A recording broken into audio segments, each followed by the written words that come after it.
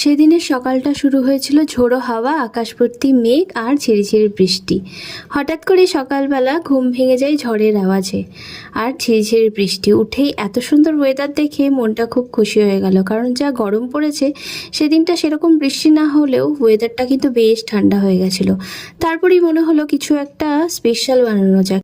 তাই ঘরে যে সমস্ত সবজি ছিল সেগুলো দিয়েই বানিয়ে ফেলেছিলাম এই চটপটা পনিরের রেসিপি। তো এর জন্য একটু ক্যাপসিকাম, পেঁয়াজ আর গাজর সরু সরু করে কেটে কড়াইতে দিয়ে দিয়েছি।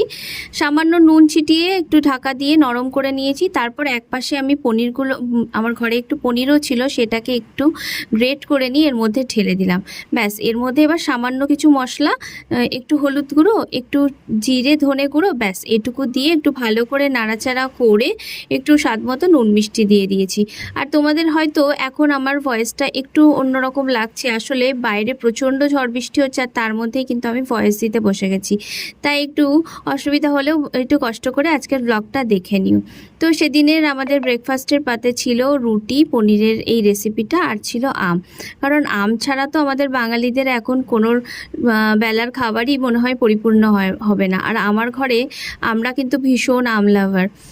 তোজো খায় না, তবে এবছর দেখছি তোজোও মোটামুটি খাচ্ছে। তো তোজোর জন্য বানিয়ে নিয়েছিলাম দুধ, ও যে চকলেট পাউডারটা খায় সেটা 2 চামচ চিড়ে, যেটা লুকিয়ে চুরিয়ে দিয়েছিলাম, যেটা ও জানে না, আর ওপর থেকে একটু কর্নফ্লেক্স, এটাকেও চিপস বলেই জানে, আর একটু কাজু কিশমিশ, আর সাথে কয়েক টুকরো আম।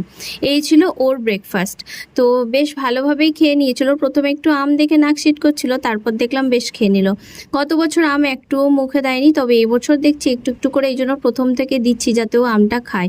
কারণ এই বছরে এই একটা সময় তো আমাদের আমটা পাওয়া যায়, আর সেটাও যদি না খাওয়াই কেমন লাগে বলো। আর আমার ঘরে আমি তো ভীষণভাবে আম ভালোবাসি, মানে প্রত্যেক বেলায় পারলে আমি একটা করে আম খাই। তো এই ছিল আজকের সকালের গল্প। দেখা হচ্ছে নেক্সট ব্লগে।